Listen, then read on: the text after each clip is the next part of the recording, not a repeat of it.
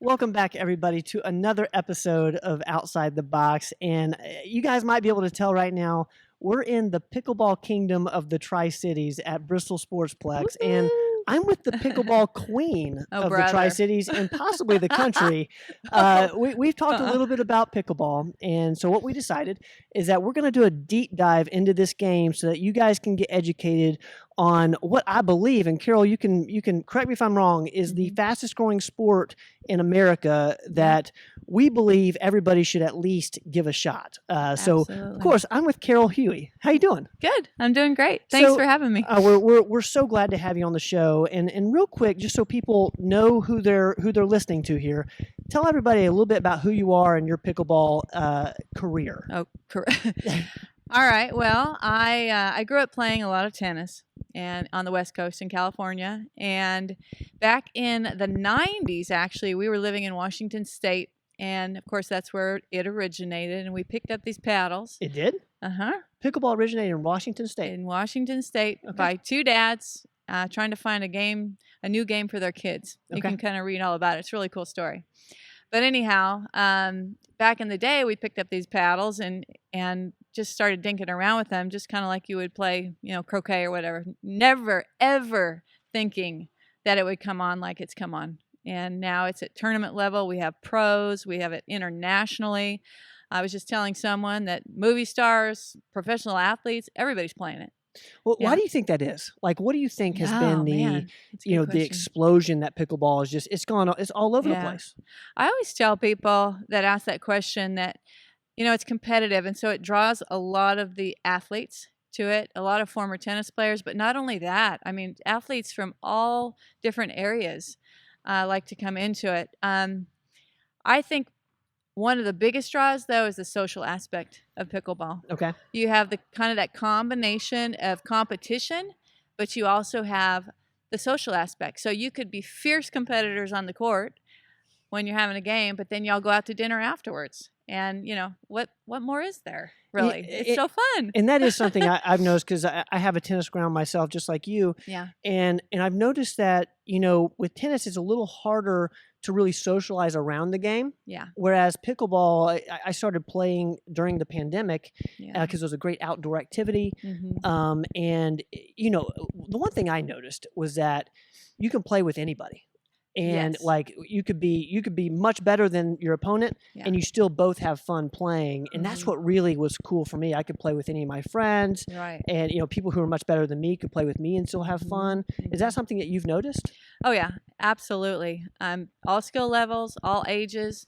At first everybody thought, oh, this is a retirement person's game, which in a lot of ways it is. There's a lot of seniors. There's senior pro level, and it's phenomenal that these folks are out there playing. And but yet now the younger kids, like you, and even younger, are coming out and they're picking it up more and more and more and more. So yeah, and I think for the people my age, I think one, the social aspect. Mm-hmm. Two, I think it's very underestimated in terms of how physical it is. Because it all kind of depends on how you play, for one. Right. And I'll tell you, Carol, I was playing the exact wrong way to play for the first 6 months. I was trying to play tennis. Yeah. And that's very pickleball players would rip me apart. Yeah. I'll be honest with you. Yeah. It is. It's a hard transition from tennis because pickleball, as you'll hear, is more placement over power. Mm-hmm. Of course, there is room for power. There's a place for power. But it's hard for tennis players to adapt. And so we think we're going to have to go out there and just wail on the ball. But it's a tiny little court, right? Yep. It's not a big court. And so they equate it to chess, because you're trying to make these placement shots. And then you're looking for the weak ball to come back and then take advantage of it. That's basically it. Well, and that I'm glad you mentioned that because recently we did a podcast on the Common Sense MD where Dr. Rogers talked about pickleball as a solution for prevention of Alzheimer's, dementia, and some of these age-related diseases. Mm-hmm. Ping pong is well known to be a good for you sport for your brain. Right. And I feel like pickleball is even better because you're moving as well. Yeah. But the scoring is so difficult. And, now for the people who don't know much about pickleball, can you give us kind of the 101 version? Like, what do people need to know before they step on the court? Woo! Well, I would say you have to have your paddle. Pickleball, and you have to call it a paddle. You're right. Somebody recently called it a racket. I don't know about that. It's not it's not a racket. It's a paddle, guys. So, yes, a lot of people primarily play doubles. You can play singles, but it's very, very fun to play doubles. As far as somebody coming out new to the court, I would suggest that they get a little bit of instruction. Okay. Kind of like, you go skiing for the first time. You're not going to go to a diamond hill, right? You're going to go to the little ski school down there, and you're going to get some instruction. So I would recommend that highly. What does that look like, out of curiosity? What is instruction for pickleball? Well, if I took a beginner out, number one, I would introduce them to the court, show them the dimensions, show them the rules of the game. I wouldn't really start in strategy at all. I'd work with strokes. Okay. I would work with just their grip, their fundamental way of hitting, balance, weight transfer, all those kinds of things, to just get them comfortable with even starting the game. Yep. And I guess exciting them about the game, yep. right? Because that's our objective. We want to get them into feeling, ooh, I like this. I really want to play it. How long does that typically take? Like, is it like I know, for instance, my parents went to the Hilton Head and saw a professional pickleball tournament, which we're going to get into here in a second with your feats. What typically gets people excited about the game? Is it going out and hitting one time, or is it playing a game and realizing, man, this is a lot more fun than I realized? Right. I think there's multiple things involved there. I think that, number one, it's a game that everybody can play, like we were just talking about. Yep. Even if somebody is coming back from an injury, they can play it. Some people that they get out of tennis because, their shoulders or their elbow or whatever it is, and they come into pickleball enjoying that. So there's that excitement there that I can do something, right? And there's a familiarity with the tennis players. Like, yeah. That's one thing I've noticed with my tennis friends is it's a very easy transition because it looks the same. Obviously the strategy is completely different, right? But it is just like tennis to ping pong is kind of a natural progression, right? Tennis to pickleball is a very natural. I'm sure for golf as well.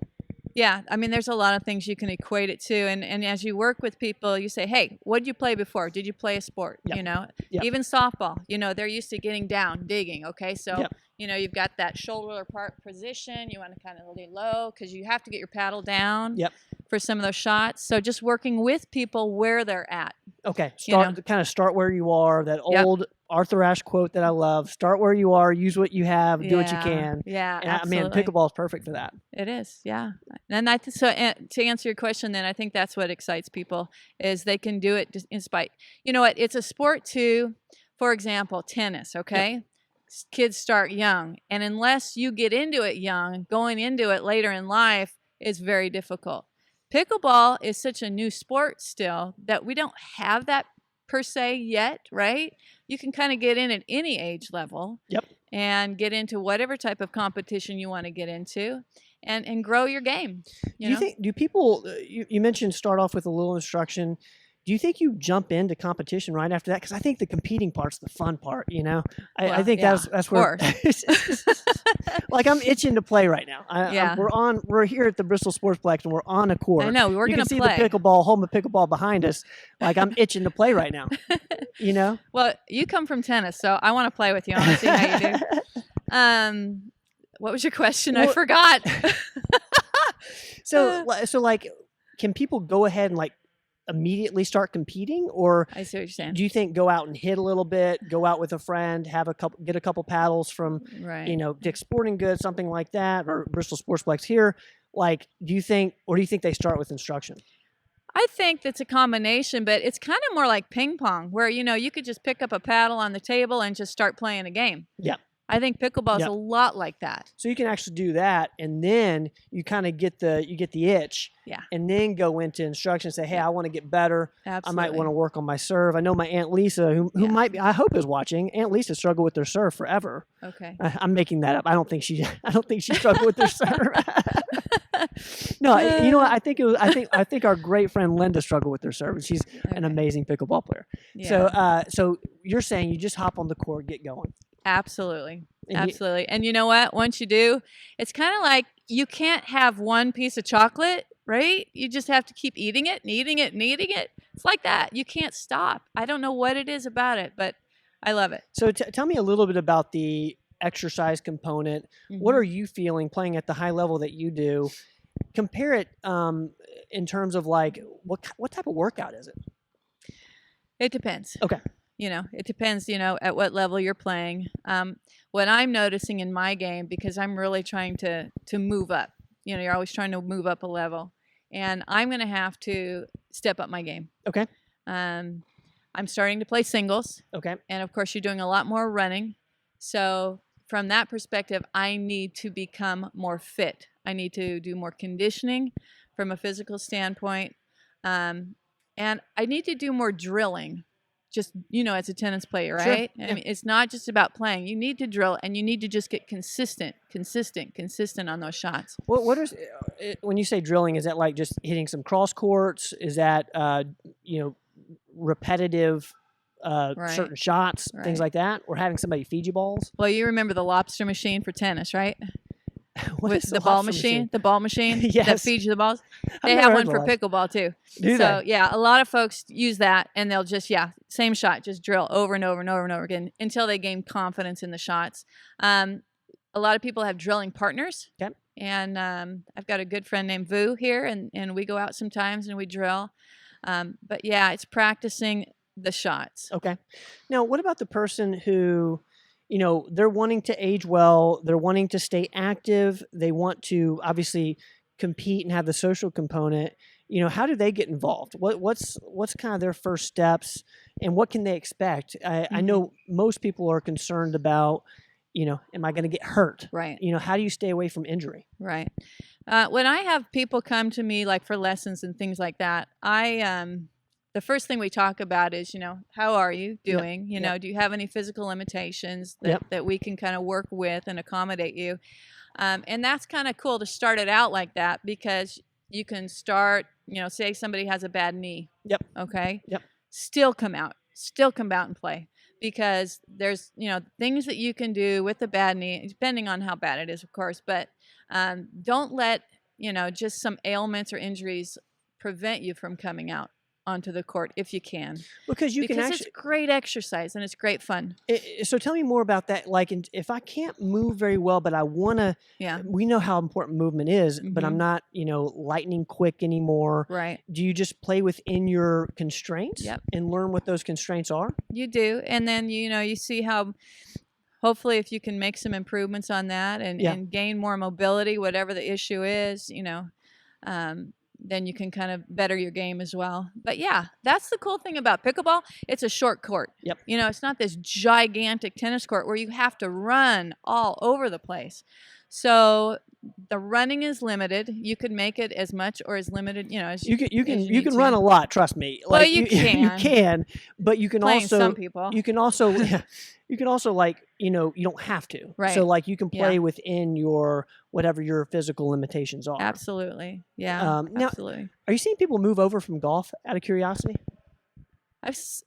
I've known maybe 2 golfers, okay, that have moved over. That might want to be a little more active, but also like the competitive. Because one thing I've noticed is playing a little pickleball is that you can see rapid improvement pretty quickly. Yeah, and that obviously is like feeds that fuel a little bit of getting excited about the game. Absolutely, yeah. So can you drop any knowledge for us and myself selfishly for strategy? Okay, doubles. No, I'm not going to tell you my strategy. Give us all your secrets. Okay, no. So doubles. Let's go double strategy for people out here who they want to go out and play. Right. How do we go out and be competitive? Right. Okay.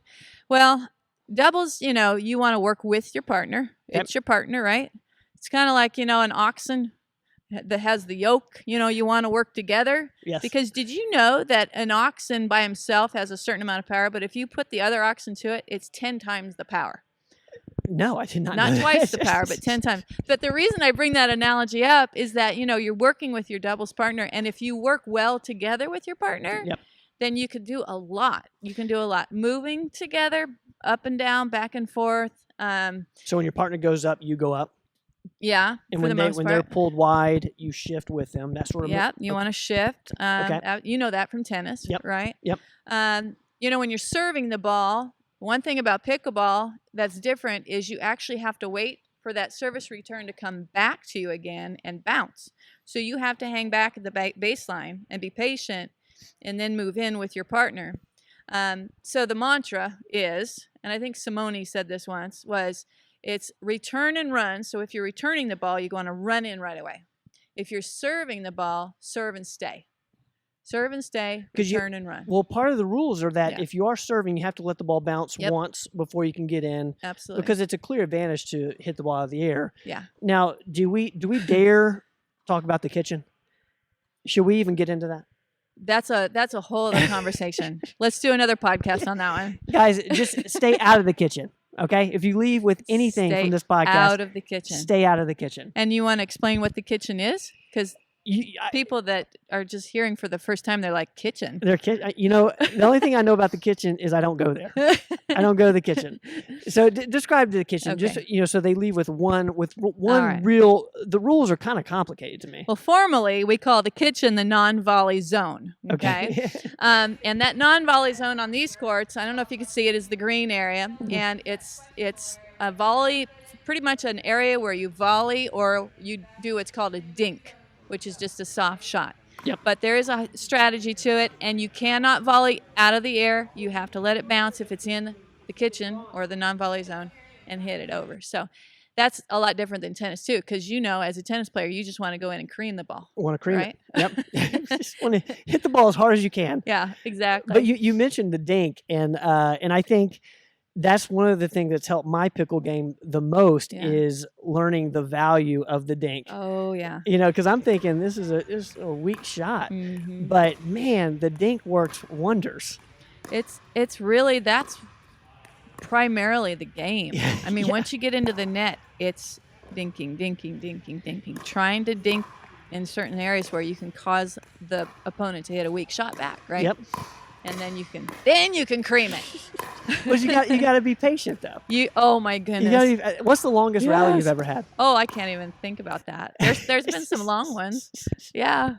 With a dink, guys, a dink can go on forever, and that's where I think that's what Dr. Rogers is getting at with the focus component, because your eyes have to track this ball the entire time. It's crazy. And your legs have to move the whole time. Yes. Right? Yes. Your body has to respond, in other words. The one thing I get the most exhaustion from when I play pickle is I'm constantly in like a little bit of a squat. Mm-hmm. So I'm not actually moving a ton, but I'm tense the whole time. My body is, because I'm trying to get, it's very quick movements. Right. Have you noticed that? About you or about me being tense? About you. As a competitor, you have this tendency to just want to get a little tense. But the key about pickleball, too, is when you're holding your paddle, you're going to want to hold your paddle at different grip tensions, too. For example, if you're hitting a drive from the baseline from 0 to 10, you want to hold that paddle as hard as you can, right? Okay. And you just want to drive. And it depends on your shot. But when you're up at the net, you really want to loosen your grip and soften the shot by loosening your grip and sending it across the court. Yeah. Interesting. So I did not know maybe that. like a 3 out of 10. That loose. Yeah. You just want to kind of keep it. Is that part of the stuff you go over in instruction? Is like when you learn the dinks, you learn the, how tightly to, I think in tennis, we used to talk about like you would hold an egg or something. Yeah. Is that an analogy? Yeah. I just remember the 2-finger thing. When we were taught how to serve in tennis, you had to kind of flick it with your 2 fingers. Yeah. And just kind of get that wrist motion. But seriously, though, my husband actually just took a lesson from a guy in Las Vegas recently, and he said the first hour he worked with just different tension on your grip. I thought that was fascinating. That's very fast. It's very what's the word? Focused, like very particular. It's a very particular something to work on. Yeah. Now I want to go back again to the exercise part. If I go out and play pickleball, am I going to have to work out again afterwards, or can that count as my exercise for the day? For the people who don't know, if they want to like count this as like, hey, I want to start getting active. Does this count? Like, is this absolutely okay? Yeah. There's folks that go out, they'll play probably around 2 hours, sometimes 3 hours or more. So the time allotment is 2 to 3 hours for the most part. Right. So kind of similar to golf. Yeah. Yeah. Okay. I would say so. And by the time you're done, again, it depends on how in shape you are. Okay. How hard you play. Okay. A few factors involved, but it's a great form of exercise. I agree. Yeah. And that's the one thing I did not realize was how great of an exercise outlet this can be. Mm-hmm. If you include, because I know a lot of my friends, they want to exercise, they want to get a workout in, but they don't want to go to the gym. Right. They want to find boring. It's boring, right? Who wants to do that? Now, Carol, tell me a little bit about. You guys just got back from Hilton Head. Yep. Am I right? Yep. Tell me a little bit about that tournament, and I see we have some hardware over there. Let's go over that a little bit because I'm interested. Well, yeah. So what was the Hilton Head? Let's Hilton Head. Okay, there's different tours that are happening on the pro and amateur level in pickleball. One is the APP tour, one is the PPA tour. This particular one was the APP tour. Okay. And it's one of the big tournaments on that tour list. Okay. So you have pros. You've got Ben Johns, Simone. And these are people who make a living playing pickleball. Wow, that's so cool. And it's phenomenal. If you can watch that, it's phenomenal. Then you have the senior pro division, which are older folks like me, and then you have the different age categories as well as skill level categories. It's much like tennis. Okay, so I was playing in 50 plus. Because I'm a little bit older than 50. There's no way you're over 50. She's lying to you guys. Oh, yeah, right. But anyhow, so I was playing in 50 plus, and then you have a skill level too. And so I was playing in 4-5 and 5-0 level. Okay. When you get up to like 5-5, then you get into the pro levels. Okay. Right. Okay, and how do you get a rating? So like say, how do you know your rating? Right. There's an organization called USA Pickleball. Okay. And it's much like tennis with the USCA circuit. You self-rate for the most part at first, and then as you start to play, if you play, for example, a better player that has a higher rating, your rating goes up. So are you logging in? Say I play somebody who has a rating. Mm-hmm. I log into usapickleball.com or something, and I say that I won. Well, if you get involved with tournaments. So this is only through tournament play? Yeah, through tournament play. They track all the tournament plays. Is it similar to like a handicap in golf? Like where you're tracking your handicap, you got a 10 handicap? Yeah, I guess. I'm not much of a golfer, but yeah. Okay. I'll just say yeah. But just say yeah. So then, I played that level, and then I played 5-0 with a mixed doubles partner. I had to go at singles. I need to get in better shape. That's why I need Dr. Rogers right now because he's going to help me. Anyhow, singles, and then I played mixed again with a younger partner of mine in the 19-plus-year-old division. Okay. 4-5 level. And so I took gold in that, and I took gold in the women's doubles too. I got to fist pound you on that one. Thank you. That's amazing. How many matches was this? All right. Let's see it. That was... Matches. Look at that. Well, these are my golds. How cool is that? Bam, bam. There we go. Put them on? Put them on. Right. Let's just flaunt it. All right, let's do that. She didn't even let me wear one. I was no, you can have one. Can I just let me be a... You're an honorary. Let me feel like a gold medal winner. There you here. go. So tell me. Fix it. There you go. Thank you. So with the levels, because I think a lot of people will be interested in that, because that's something that you can see your improvement on, and you have to play in a sanctioned tournament in order to. Yes. Okay. Yeah, they're sanctioned and non-sanctioned tournaments. Okay, can you... Your ratings don't count in non-sanctioned tournaments. They're more like fun tournaments, smaller tournaments. Okay. But the bigger tournaments, like the one I played in Hilton Head, that's a sanctioned tournament. In fact, the Hilton Head is even more than that. It's what's called a qualifier. So if you win gold, you actually get the golden ticket, which they give you this big thing to hold up, which qualifies you automatically for nationals. Huh. And that's kind of like the creme de la creme of the pickleball tournaments. I love it. And that's held every year in Indian Wells. You know that name, don't you? Shoot, yeah, I do. In Indian Wells, California. And this will, so winning these golds, and I got a couple other golds in a couple other tournaments, I'll get to go to Indian Wells. Not this year, but the following November. That's awesome. Yeah. That's amazing. I'm super Thank proud you. of you. Like I'm I'm like, guys, we've got a real pickleball player here on the on the Outside the Box podcast, which I'm pumped about. I love that name. So tell me, like, if I'm wanting to get into pickleball, I want to improve. Like, how many days do I need to allot to this? I'm busy. You know, I'm working. Right. What do I need to do? Is it 2 days a week? Is it 3 days a week? Is it 1 day a week? Well, what sort of time? I would say at least try starting at 2 days. Okay. You know, and once you catch on, you're just going to get so addicted. You're just going to want to play every day. Yep.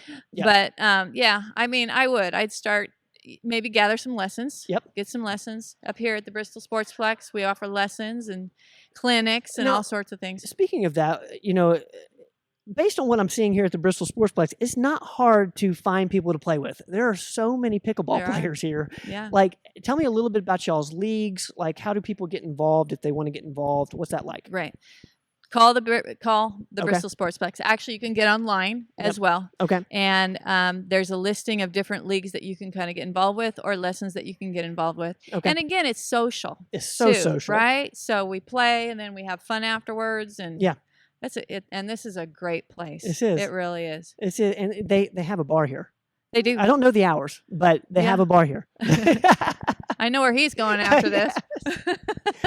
Carol, I really appreciate you hanging out with us and explaining this wonderful sport that I really hope that you guys look into, because in terms of like staying active and, you know, keeping, I think one of the things we lose as we get older and we start working, we get into the working world, is we lose things that we can see ourselves improve at. And I know that's the reason why golf is such a big deal, is you can see yourself improve. Right. And I think pickleball is an outlet for that. And, you know, with pickleball, you get a sweat in.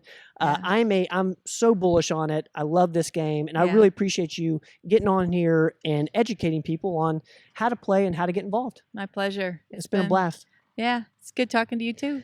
Carol Huie, guys. Check out the Bristol Sportsplex. We appreciate them hosting us for the podcast. Of course, we're on center court here.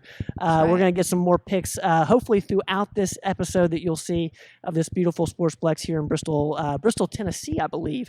We're in Tennessee. Tennessee. We're on the Tennessee side. Guys, we appreciate you. Carol, I appreciate you. All right, have a good one. Thanks to everybody in the audience. We appreciate you guys. We'll see y'all next